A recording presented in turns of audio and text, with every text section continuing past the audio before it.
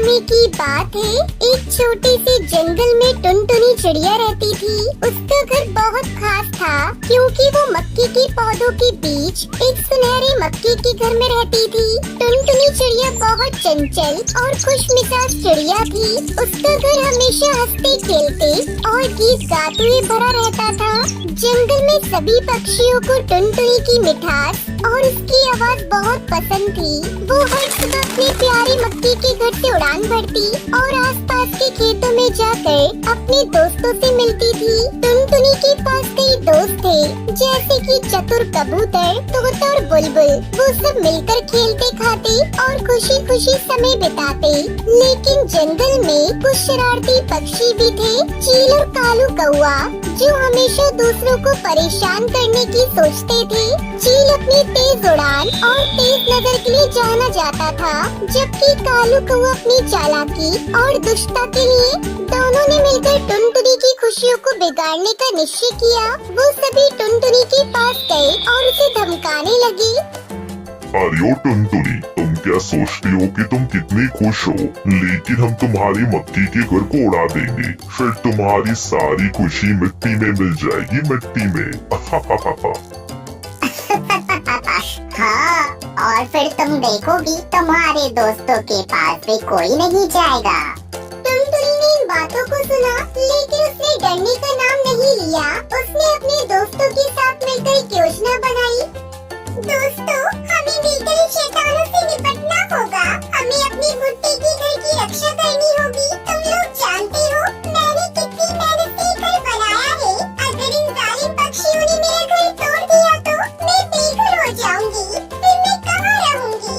वैसे भी कुछ दिनों में बरसात का मौसम आने वाला है। इसलिए दोस्तों, तुम्हें मेरी मदद करनी होगी। उन जालिम पक्षियों को शिकस्त देनी होगी।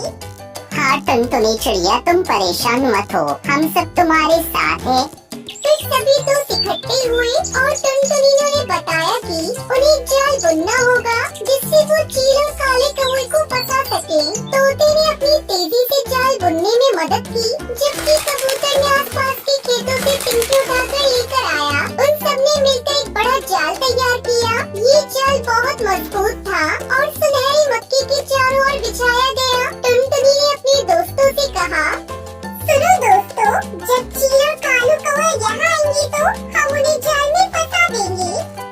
सभी दोस्त उत्साहित थे। उन्होंने खुद को छिपा लिया और जाल के पास बैठ गए। अब बस चील और काले कौवे का इंतजार था। कुछ समय बाद चील और कालू कौवा वहाँ आए। देखो कालू, टुनटुनी के मक्के का घर कितना सुंदर है, हमें इसे तोड़ना चाहिए। फिर जैसे ही दोनों ने मक्के के घर की ओर बढ़ना शुरू किया, टुनटुनी उसके दोस्त छुपे हुए जाल के पास तैयार थे। जैसे ही चील और कालू कौवे ने मक्के के पास आकर उस घर को तोड़ने की कोशिश की, तभी टुनटुनी ने अपने दोस्तों के साथ चिल्लाया, आक्रमण दोस्तों। फिर वो सब बाहर आए। तब तक चील और कालू कौवा जाल में फंस गए। नहीं, ये क्या हो रहा है? हम ये जाल में कैसे फंस गए? कालू कौवे जालिम चील, हम तुमको सबक सिखाने के लिए तैयार हैं।